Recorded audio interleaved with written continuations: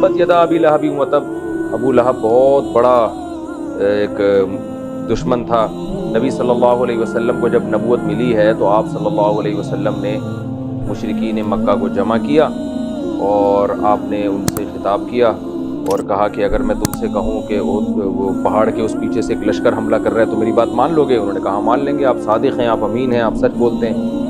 تو آپ نے فرمایا قولوا لا الہ الا اللہ تفلحوا، اے لوگو تم کہہ دو کہ اللہ کے سوا کوئی عبادت کے لائق نہیں ہے، تم کامیاب ہو جاؤ۔ اس پہ ایک دم شور مچ گیا۔ تو ابو لہب نے کہا تبا لک یا محمد صلی اللہ علیہ وسلم، تبا یعنی ہلاک ہو جاؤ، اے محمد صلی اللہ علیہ وسلم معاذ اللہ آپ تباہ ہو جائیں، آپ ہلاک ہو جائیں۔ لہذا جمعتنا، اس کام کے لیے آپ نے ہمیں جمع کیا تھا، اتنے بڑے بڑے سرداروں کو آپ نے بلایا، تو یہ کوئی کام ہے جس کے لیے آپ نے ہمیں بلایا؟ بہت اس نے تکبر کا اظہار کیا۔ اس کو ابو لہب کیوں کہا جاتا تھا؟ لہب کہتے ہیں انگارے کو۔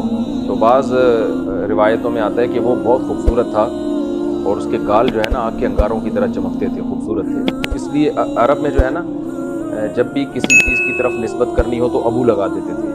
تو ابو کا معنی صرف ابو ہی نہیں ہے بلکہ والا بھی ہے، جیسے حضرت ابو ہریرہ، ہریرہ بلی کے بچوں کو کہتے ہیں، تو بلی والے، تو بلیاں پالتے تھے وہ، تو ابو ہریرہ۔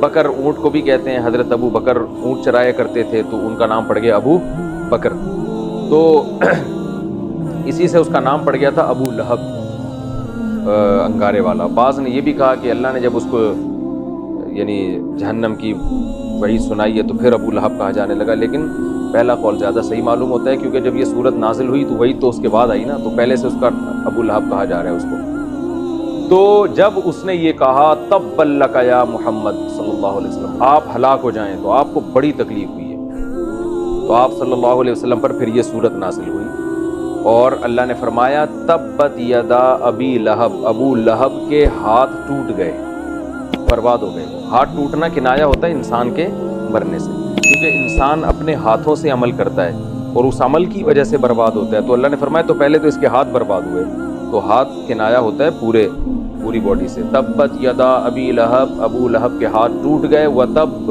اور خود بھی وہ برباد ہو گیا۔ ما اغنا عنہ مالہ، نہیں کام آیا اس کا مال، وما، اور وہ چیز بھی کام نہیں آئی، کسب جو اس نے کمایا تھا۔ تو مال اور اس کا جو پروفٹ ہے، تو تجارت میں وہ لگا کے پروفٹ حاصل کرتا تھا، نہ اصل مال کام آیا نہ اس کا سرمایہ، ہلاکت ہوا۔ کیسے ہلاکت ہوئی؟ ایک طاعون کی بیماری پھیلی اور ابو لہب کو وہ طاعون کی جو ہے نا وہ پھنسی نکلی ہے، اور طاعون جب ہوتا تھا تو پھر لوگ ایک دوسرے سے دور بھاگتے تھے، تو ایسی جس کو کہتے ہیں نا چھوت کی بیماری، وہ اس کو ہوئی ہے تو سب اس سے دور ہونے لگے، جو اس کی عزت اور معاشرے میں بڑا نام اور دبدبہ تھا، وہی لوگ اس سے دور بھاگنے لگے کہ کہیں ہمیں نہ لگ جائے یہ بیماری۔ اور جب مر گیا تو جیسے آج بیچارے کرونا وائرس کے مریض جب مرتا ہے نا تو اس کی باڈی کے ساتھ جو حال ہوتا ہے کہ ہمیں نہ لگ جائے، وہی حال اس کے ساتھ بھی ہوا کہ اس کی باڈی کے بھی قریب کوئی نہیں آ رہا تھا کہ ہمیں یہ بیماری لگ نہ جائے، تو کئی دنوں تک ویسے ہی پڑا رہا ہے، تو لاش سڑ گئی، اس میں سے بدبو آنے لگی، پھر کسی سے لوگوں نے مزدوروں سے ملازمین سے کہہ کے اس کی لاش اٹھوائی اور دفن کی گئی۔ یہ تو بہت ہی بدترین موت واقع میں مبتلا ہوا وہ، تو اس طرح سے وہ بھی ہلاک ہوا۔ اور اس کی بیوی جو تھی ام جمیل اس کا نام تھا، وہ بھی بہت شرارتی تھی۔ بعض روایتوں میں آتا ہے کہ وہ جنگل سے لکڑیاں لاتی تھی اپنے کندھے پہ لاد کے، اور آپ صلی اللہ علیہ وسلم کے راستے میں کانٹے بچھایا کرتی تھی۔ اور بعض روایتوں میں یہ بھی ہے کہ کنجوس ہونے کی وجہ سے، حالانکہ بہت مالدار تھی لیکن کوئی ملازم نہیں رکھتی تھی، خود جنگل سے جا کے لکڑیاں لاتی تھی کہ کسی کو کمیشن نہ دینا پڑ جائے، ٹھیک ہے نا، کنجوسی میں یہ عالم تھا۔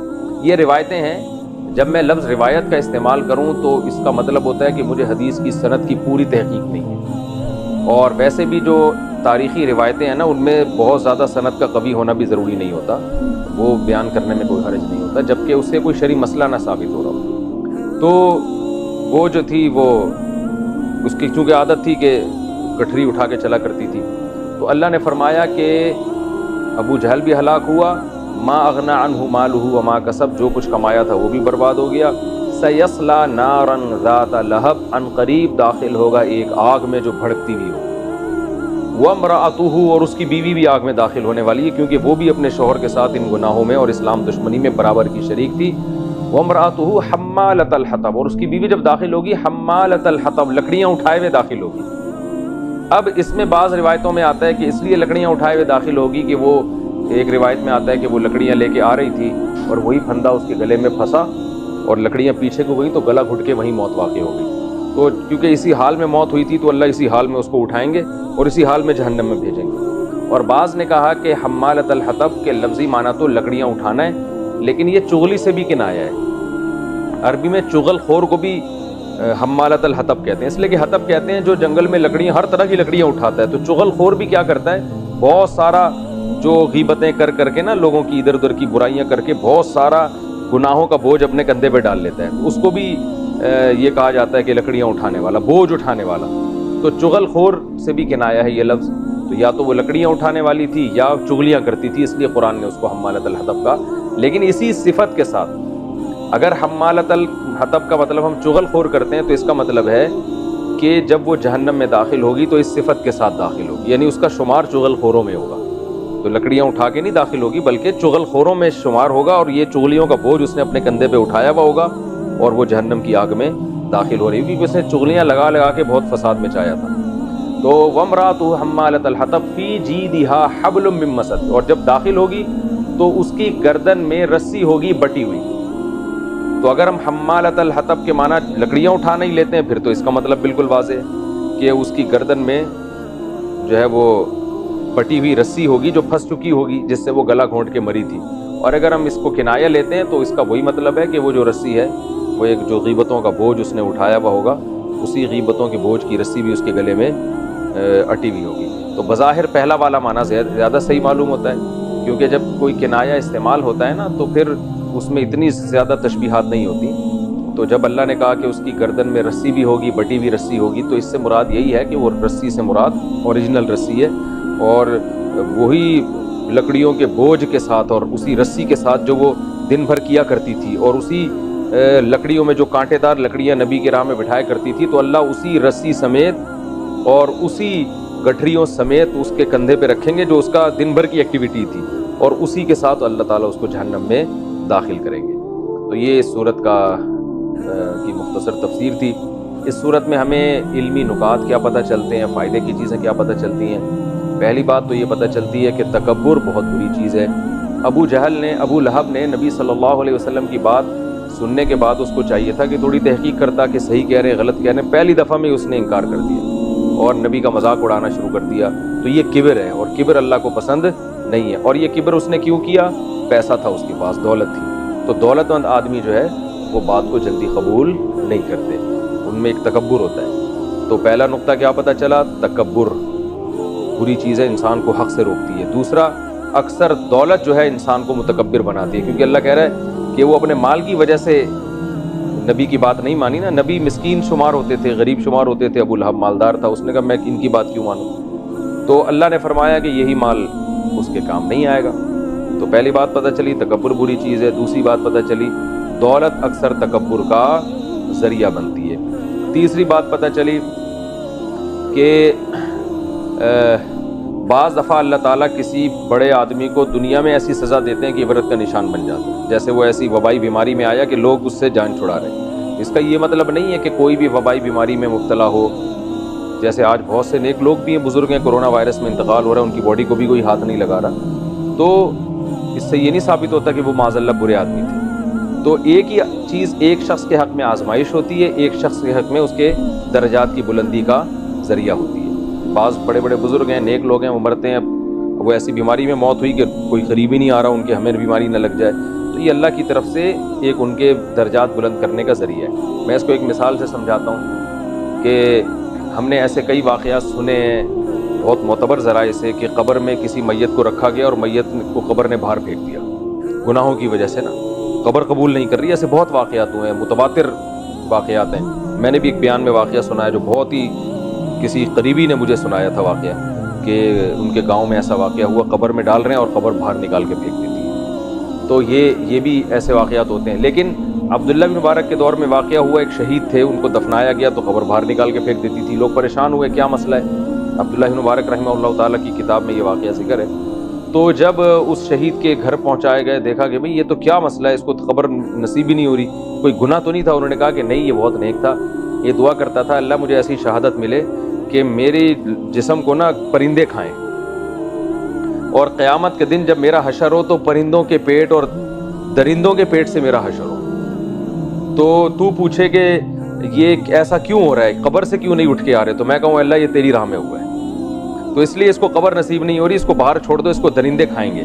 تو اب دیکھیں وہی چیز ایک شخص کے حق میں شہادت کا اعلیٰ مرتبہ ہے اور ایک کے حق میں وہ اللہ کا عذاب ہے۔ تو عمل اصل چیز ہے، اصل چیز ہے عمل۔ نبی نے فرمایا نا طاعون جب پھیلتا ہے تو عذاب ہے، لیکن یہی ایمان والوں کے حق میں کیا ہے، رحمت ہے۔ تو اب کوئی نیک آدمی کا انتقال ہوا، اس بیچارے کے ساتھ ایسا لوگ سلوک کر رہے ہیں، تو یہی چیز اس کے اور درجات میں بلندی کا ذریعہ بنے گی۔ اللہ کہیں گے تمہارے عمل اچھے تھے اور تمہیں عزت کے ساتھ دفن نہیں کیا گیا، تو اس کا میں تمہیں نعم البدل دوں گا۔ لیکن بعض دفعہ گناہوں کی وجہ سے عزت کے ساتھ دفن نصیب نہیں ہوتا، اس کی وجہ گناہ ہوتے ہیں۔ تو ابو لہب جو تھا اس کو عزت کی موت اور عزت کے ساتھ دفن نصیب نہیں ہوا، تو یہ اس لیے نہیں کہ درجات بلند ہو، بلکہ اللہ نے دنیا میں عبرت کا نشان بنا دیے کہ جو کبر تھا آج میں نے اس کا تکبر توڑ دیا ہے۔ تو اصل مدار اعمال پر ہے۔ یہ تیسرا نقطہ پتہ چلا۔ اور چوتھا نقطہ جو ہے نا، یہ قرآن سے دوسری جگہ پر پتہ چلتا ہے کہ جو میاں بیوی کا رشتہ ہے نا، اگر یہ دنیا میں نیک اعمال اختیار کرتے ہیں تو جنت میں بھی اکٹھے ہی داخل ہوں گے، اور جب دنیا میں دونوں اکٹھے برے ہیں تو جہنم میں بھی اکٹھے ہی اللہ داخل کرے گا۔ احشر الذین ظلموا وازواجهم وما یعبدون، اللہ نے فرمایا قرآن میں دوسرے مقام پر آتا ہے سورہ صافات میں کہ جو ظالم لوگ تھے ان کو ان کی بیویوں سمیت جہنم میں داخل کرو۔ تو چونکہ یہ رشتہ ایسا ہے نا، دنیا میں ساتھ رہتے ہیں، تو بعض میاں بیوی ایسے ہوتے ہیں ان میں آپس میں ذہن بہت ملتا ہے، تو بعض کا اچھی چیزوں میں ملتا ہے، بعض کا بری چیزوں میں ملتا ہے، اور بعض کا ملتا ہی نہیں ہے، جو کہ آج کل زیادہ تر ایسے ہی چل رہا ہے مارکیٹ میں۔ تو جن کا اچھی چیزوں میں ملتا ہے وہ رات کو تہجد بھی اکٹھے پڑھ رہے ہوتے ہیں، اور ایک تبلیغ میں بھی اکٹھے جا رہے ہوتے ہیں، خیر میں بھی۔ دیکھا ہے ہم نے معاشرے میں ایسے میاں بیوی کو، بہت تھوڑے سے ہی ہو گئے ہیں لیکن بہرحال ہوتے ہیں، کہ جو ان کی ایک ہی موٹیو ہوتا ہے، ایک ہی سوچ ہوتی ہے، اسی کو سامنے رکھ کر اپنے بچوں کی تربیت کر رہے ہوتے ہیں، اسی کو سامنے رکھ کر دین کی تبلیغ کر رہے ہوتے ہیں، ایک دوسرے میں معاون مددگار بنتے ہیں۔ تو جب یہ جنت میں جائیں گے تو اللہ کہے گا جنت میں بھی اکٹھے ہی داخل ہو۔ تو اور اسی طرح بعض ہوتے ہیں جو اسلام کے خلاف سازشیں کر رہے ہوتے ہیں، برائی کر رہے ہوتے ہیں، دونوں اس برائی میں برابر کے شریک ہوتے ہیں۔ تو ابو لہب اور اس کی بیوی کی ایک ہی موٹیو تھا، ایک ہی ہدف تھا، ایک ہی ویژن تھا کہ بھائی کسی طرح اسلام کو ختم کیا جائے۔ تو اللہ فرماتے ہیں ایک ہی ویژن تھا نا، دنیا میں اکٹھے رہتے تھے تو آگ میں بھی اکٹھے ہی داخل ہو گئے۔ اور بعض ایسے ہوتے ہیں کہ اگلے کا ویژن کچھ اور ہوتا ہے، دوسرے کا ویژن کچھ اور ہوتا ہے، جیسے کہ مارکیٹ میں زیادہ تر اسی طرح کے میاں بیوی آج کل ہیں کہ وہ اپنے بچوں کو کچھ بنانا چاہ رہا ہے، وہ کچھ اور بنانا چاہ رہی ہے۔ ایک چاہتا ہے کہ میرے بچے ماڈرن بنے، بیوی چاہتی ہے کہ نہیں وہ انسان کے بچے بنے، ٹھیک ہے نا۔ تو دیکھنے سے لگے کسی مسلم خاندان کے۔ بعض دفعہ بیوی چاہ رہی ہوتی ہے کہ یہ برے ہوں، وہ ماڈرن بنانا چاہتی ہو اپنی بیٹیوں کو، باپ چاہ رہا ہوتا ہے یہ حیادار بنے۔ جب ایسی سیٹنگ آؤٹ ہوگی تو پھر دونوں کا حساب کتاب الگ الگ ہوگا۔